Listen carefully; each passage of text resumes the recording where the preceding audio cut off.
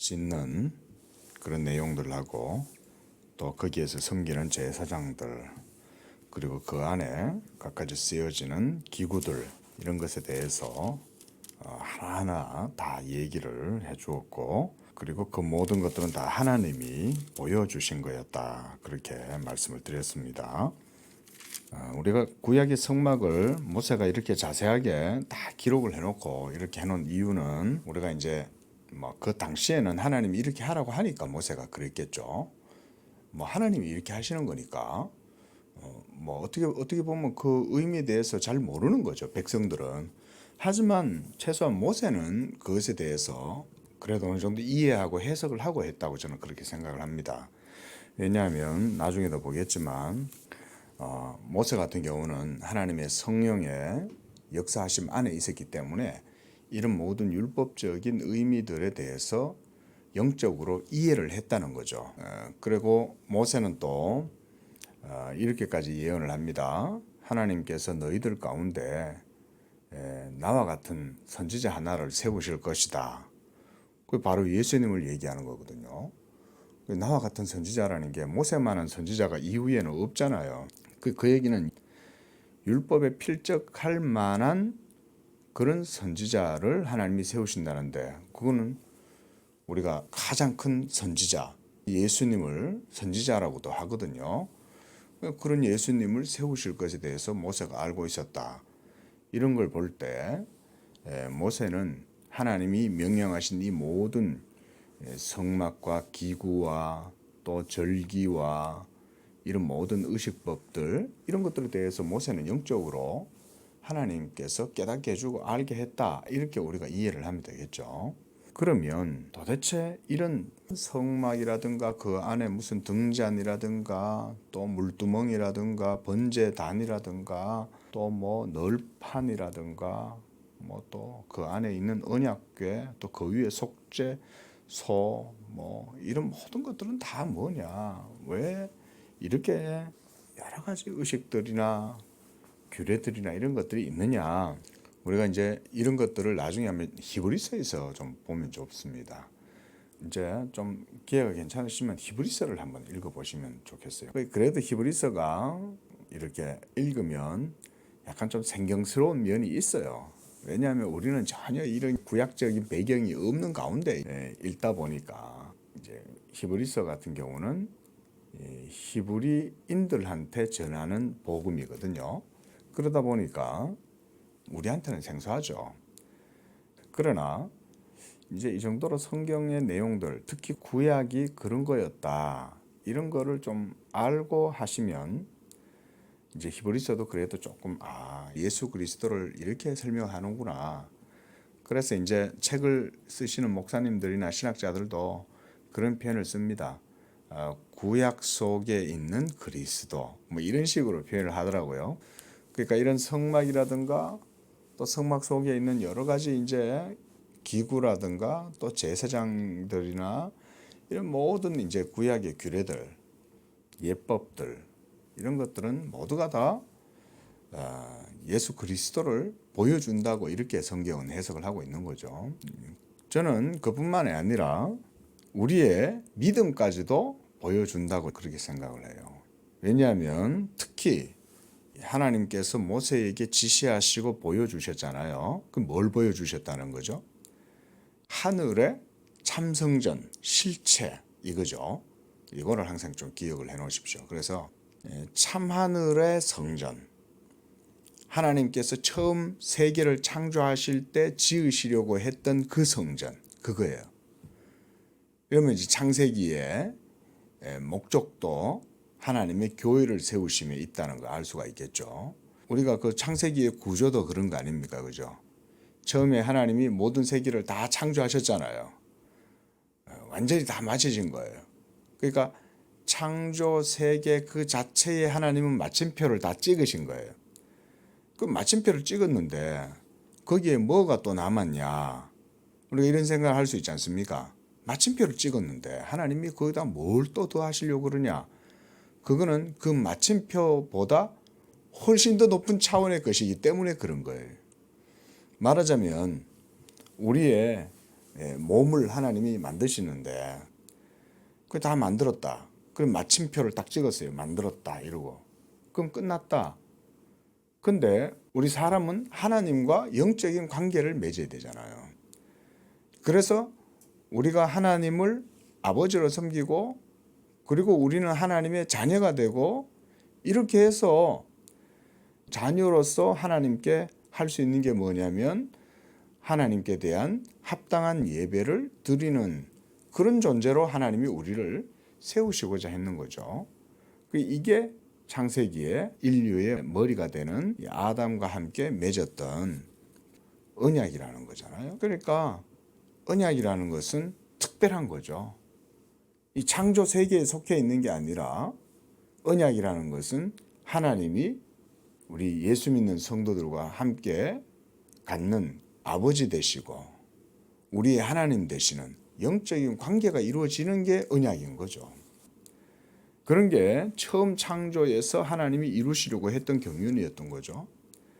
그런데 이것이 이제 타락함으로 인해 가지고 다 깨어졌는데 하나님께서 성육신을 통해서 이것을 이루시는 거죠. 그래서 성경은 예수님을 마지막 아담이다 이렇게 얘기를 하는 거죠. 저 첫째 아담은 죄로 말미암아서 이 모든 하나님의 생명의 약정을 맺는 이런 것들이 깨어지고 둘째 아담, 마지막 아담이신 예수 그리스도가 이제 성육신 하심으로 이 하나님의 교회를 세우시는 경륜을 이루신 거죠. 그러니까 예수 그리스도를 통해서 이루실 참하늘의 성전, 처음 하나님이 창조를 통해서 이루시고자 했던 그 경륜, 이것이 예수 그리스도를 통해서 이제 회복되고 새롭게 되어지는 것을 성경은 보여준다 이렇게 말씀을 드릴 수가 있는 거죠.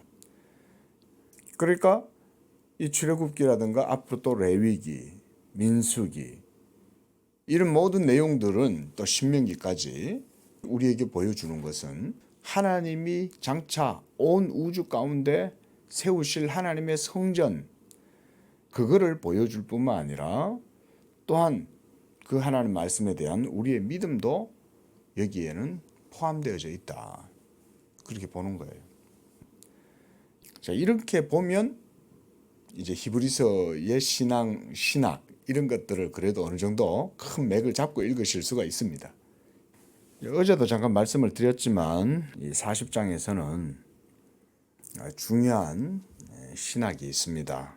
그게 뭐냐면 여호와께서 모세에게 명하신 대로 되니라 이렇게 이게 이제 중요한 겁니다. 16절을 보십시오. 모세가 그같이 행하되 곧 여호와께서 자기에게 명령하신 대로 다 행하였더라 이렇게 말씀하죠. 그리고 33절까지 계속해서 그건 반복이 돼요. 이게 중요하기 때문에 그런 거예요. 한번 보시면 19절에도 여호와께서 모세에게 명령하신 대로 되니라. 그 다음 21절에도 그 말씀이 있죠.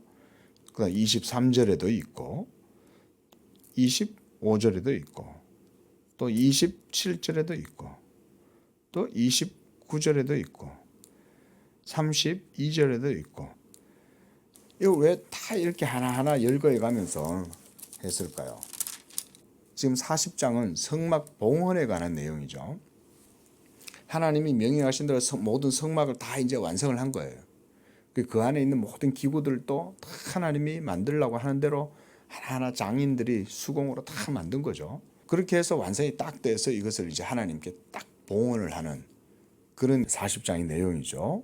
그래서 2절에 보면 첫째 달 초하루에 성막 곧 회막을 세우고 이러면서 증거궤를 그 안에 이제 들여놓고 이제 시작이 되는 거죠. 성막이. 증거궤라는 것은 율법의 돌판과 그리고 아론의 쌍난 지팡이하고 그다음 만나를 담은 항아리 이거를 그 안에다가 넣어놨죠. 그리고 그 위 또 휘장으로 그 궤를 가리고 또 상을 들여놓고 그리고 물품을 진설하고 등잔대를 들여놓고 불을 켜고 금향단을 증거궤 앞에 두고 성막문에 휘장을 달고 이러면서 쭉 이 내용을 하나님이 말씀을 하고 그 다음에 아론과 아론의 아들들 12절에 그들에게 거룩한 옷을 입히고 그리고 기름을 부어 거룩하게 하고 제사장 직분을 행하게 하고 또 그 아들들을 데려다가 그들에게 겉옷을 입히고 그 아버지에게 기름 부음 같이 그들에게도 부어서 제사장 직분을 행하게 하라. 그래서 기름 부음을 받았은즉 대대로 영원히 제사장이 되리라. 이렇게 해서 16절에 여호와께서 자기에게 명령하신 대로 다 행하였다. 그리고 17절에 이제 하나님이 명령하신 대로 합니다. 둘째 해 첫째 달 곧 그 달 초하루에 성막을 세우니라. 그리고 이제 성막에 있는 내용들은 그동안 우리가 쭉 출애굽기에서 봤던 하나님이 이렇게 해라고 했던 그 모든 내용대로 이제 실행하는 것을 이제 기록을 해놓고 있는 거예요. 이제 다 만들었으니까 그 안에다 이제 다 집어넣어야 될 거 아니에요. 자, 성막의 역사가 여기서부터 이제 시작이 되는 거죠. 공식적으로. 저는 여기서 중요한 게 이거라고 봅니다. 계속 반복된 여호와께서 모세에게 명령하신 대로 되었다. 이게 중요하다는 거예요. 이게 왜 중요한 의미를 가질까요? 하나님을 섬김에 있어서 사람이 자작으로, 사람이 상상으로, 또 사람의 보기에 좋은 대로 그렇게 해서는 안 된다는 거죠. 이런 게 이제 중요한 교훈인 거죠. 하나님이 모세에게 명령하신 대로 그대로 그걸 짓고 만들어서 그래서 그것으로 하나님을 섬겨야 된다 이 말인 거죠. 이게 율법인 거잖아요. 그래서 율법 없는 이방인들이라 이런 표현이 있는데 율법 없는 이방인들은 자기 본성대로 행하잖아요. 인간의 본성이라는 게 모두가 다 하나님 앞에서는 불의하고 온전치 못하잖아요. 인간의 관점으로 인간의 기준으로 봤을 때는 참 착하네, 심성이 곱네, 뭐 아주 마음이 아주 밝고 참 뚜렷하고 아주 매너도 좋고 뭐 이런 식으로 이해를 할 수 있겠지만 하나님은 그렇게 보시지 않는 거죠. 하나님과의 언약의 관계에서 벗어나 있으면 모두가 다 불의한 거예요. 그 지금 이스라엘 백성들에게 하나님이 이런 율법의 이런 모형들을 통해 가지고 그런 걸 교육을 시키는 거죠. 하나님이. 아니 뭐 눈에 보이는 성막 그 자체가 어떻게 보면 생명은 아니잖아요. 그런데 하나님이 그런 모형을 통해서 교육을 시켜주시는 거죠. 그 장차 오실 참 실체 그거에 대해서 보여주시는 거죠. 그러니까 하나님은 모든 것들을 다 행할 때 하나하나가 보십시오. 하나 말해놓고 명하신 대로 행하니라. 하나 말해놓고 명하신 대로 되니라. 하나 말해놓고 명하신 대로 되니라. 계속 반복하는 이유가 그런 데 있다는 거죠. 이것만 이해하셔도 우리가 아주 중요한 교훈을 배운다고 하겠습니다. 이런 게 율법이거든요. 하나님이 율법을 왜 주셨겠어요? 율법을 주신 이유는 율법 없이 하나님을 섬기면 우리가 그 거룩하고 의로운 하나님을 온전히 섬길 수가 없기 때문에 그런 거죠. 또 마찬가지로 성경을 왜 우리에게 이렇게 기록해 가지고 주셨냐? 성경을 기록해 주신 것도 마찬가지인 거죠. 우리가 성경이 없으면 자기 믿고 싶은 대로 믿잖아요. 교회 와가지고 막 계시 받았다 그러고, 하나님 만났다 그러고, 하나님 음성 들었다 그러고, 이러면서 사적 계시 같은 거 주장하고 이런 사람들이 천지에 널렸거든요. 벌써 우리 교회도 어떤 여자들이 막 와가지고는 이 하나님이 이 양재 교회에 꿈을 꿨는데 이러면서 자기가 계시 받았다고 하고 그런 이상한 영들을 가진 사람들이 막 오잖아요. 그 여기 작은 개척 교회인데도 그러면 다른 데는 어떻겠냐 이거죠. 제가 아는 어떤 분이 있는데요. 저기 수원에 있는 어떤 순복음 교회, 그 교회 목사하고 예수 전사가 집에 와가지고는 이 성도한테 그러더라는 거예요. 딸아, 막 예언을 했다는 거예요. 딸아, 지금 있는 네 남편은 하나님이 원하시는 남편이 아니다. 빨리 이혼하고 너의 짝을 만나라 이러더라는 거예요. 목사가 집에 와가지고 다 구약으로 율법을 하면 그런 사람들은 여호와께서 말씀하지 않은 것을 말하는 거짓 선지자인 거죠. 구약의 율법에는, 구약의 시대는. 그러면 죽는 거예요. 왜 율법이 그렇게 명하겠습니까? 그런 자들을 죽이라. 이런 얘기는 그만큼 하나님이 기록된 말씀, 율법을 강조하시는 거잖아요. 기록된 성경 밖을 넘어서지 마라. 신약 성경에도 그렇게 말씀하거든요. 그래서 우리가 오직 성경, 오직 기록된 성경, 이것이 우리 종교계의 아주 중요한 신앙의 모토지 않습니까? 오직 기록된 성경 밖으로 벗어나지 마라. 그게 바로 여호와의 명령하신 대로 모세가 다 행하였더라. 그러니까 모세가 이걸 또 하나님이 다 기록하라 그랬잖아요. 너는 책에 기록해라. 그래서 모세가 기록한 거예요, 이게. 자, 또 한 가지 중요한 얘기가 있습니다. 왜 이 모세의 명령대로 다 행해야 되느냐? 그것은 바로 우리의 믿음이기도 하기 때문에 그런 거예요. 율법하고 믿음하고 무슨 상관이 있냐? 많은 분들이 이게 아직 성경을 잘 모르시는 분들은 그렇게 오해를 많이 해서 그걸 잘 받아들이지를 못합니다. 그래서 내가 하나님을 믿는 것에 있어서 율법을 오히려 거치는 것으로 생각을 해요. 저는 이게 우리 한국 교회에 빨리 해결해야 될 수건의 문제라고 생각을 해요. 가장 큰 문제는 뭐냐면 구약의 율법의 말씀에 대한 잘못된 이해입니다. 예수 믿는 믿음하고 율법하고 상관없다고 생각을 해요. 그러다 보니까 상관이 없다고 생각하는 쪽은 이제 도덕률 폐기론자, 율법 폐기론자들 쪽이고, 또 상관이 있다고 생각하는 사람들은 또 너무 또 율법주의로 또 나아가는 거예요. 그래서 믿음의 가치를 무너뜨려 버리고 복음의 가치를 무너뜨리고 도리어 거기에다가 율법 행위의 의의를 같이 갖다 또 이렇게 짬뽕시켜 갖고, 이런 게 또 율법주의잖아요. 율법주의. 그러나 온전한 예수 믿음은 또한 하나님의 계명의 말씀 가운데에 하나님을 섬기는, 그래서 성령의 요구를 이루려 함이라 하는 그런 것들을 이루는 거잖아요. 자, 이제 말씀을 맺겠습니다.